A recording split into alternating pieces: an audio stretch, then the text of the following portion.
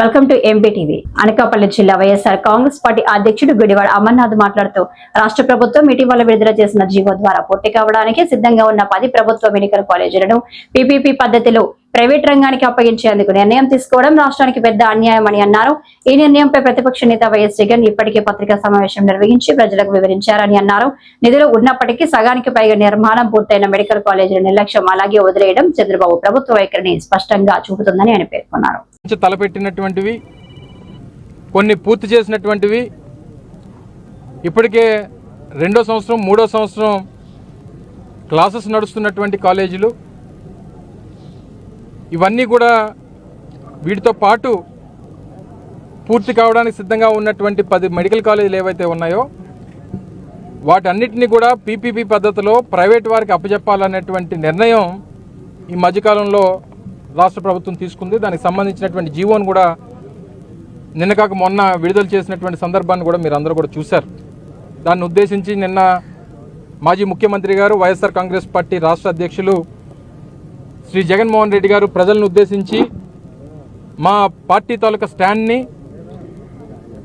అదే రకంగా ప్రజలకు జరుగుతున్నటువంటి అన్యాయాన్ని గురించి వారు చాలా వివరంగా నిన్న వారి సుదీర్ఘమైనటువంటి పత్రికా సమావేశంలో ఇది రైతులకు సంబంధించినటువంటి యూరియా సమస్యల మీద, మెడికల్ కాలేజీకి సంబంధించినటువంటి అంశాల మీద, ఇలాగ అనేక అంశాలన్నింటినీ కూడా వారు ప్రత్యేకంగా ప్రజల దృష్టికి తీసుకురావడం కోసం ప్రభుత్వం చేస్తున్నటువంటి అన్యాయాలు, అక్రమాలని ప్రజల ముందు పెట్టేటువంటి కార్యక్రమాన్ని కూడా నేను జగన్మోహన్ రెడ్డి గారు నిన్న వారి పత్రికా సమావేశంలో చెప్పడం మీరు అందరూ కూడా చూశారు.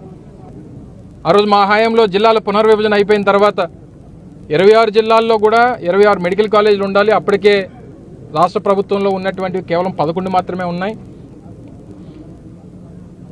మరికొన్ని పెద్ద జిల్లాలకి ఒక దగ్గర అవసరమైన దగ్గర 2 లేదా మిగిలినటువంటి ప్రతి ప్రాంతంలో కూడా ఉండాలన్నటువంటి ఉద్దేశంతో 17 మెడికల్ కాలేజీని 8,500 కోట్ల రూపాయలు పెట్టి ప్రతి ఒక్క మెడికల్ కాలేజీకి ఒక సూపర్ స్పెషాలిటీ హాస్పిటల్ని జతపరిచి 500 కోట్ల రూపాయలు వెచ్చించి ప్రతి మెడికల్ కాలేజీకి కూడా 500 కోట్ల రూపాయలు కేటాయించి 8,500 కోట్ల రూపాయలు ఖర్చు చేసి ప్రజలకు అందుబాటులో తీసుకురావాలన్నటువంటిది ఆ రోజు జగన్మోహన్ రెడ్డి గారి తాలూకు ఉద్దేశం.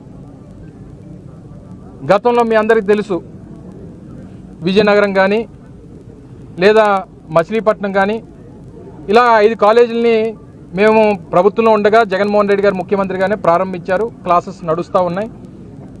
5 మెడికల్ కాలేజీలకి 150 సీట్లు చెప్పిన, అంటే 750 మెడికల్ సీట్స్ని ముఖ్యంగా పేదవాడికి అందుబాటులో తీసుకొచ్చేటువంటి కార్యక్రమం ఆ రోజు మా ప్రభుత్వం చేసింది. ప్రాణం అంటే కేవలం ఉన్నవాడిదే కాదు, లేనివాడిది కూడా ప్రాణమే. వాడిని కూడా కాపాడాల్సినటువంటి బాధ్యత ప్రభుత్వంగా నా మీద ఉంది అని చెప్పి ఆ రోజు రాజశేఖర రెడ్డి గారు ఆలోచన చేసి ఆరోగ్యశ్రీ స్కీమ్ తీసుకొని వస్తే ఈరోజు దేశవ్యాప్తంగా అన్ని ప్రభుత్వాలు కూడా దాన్ని ఇంప్లిమెంట్ చేయాల్సినటువంటి పరిస్థితి వచ్చింది.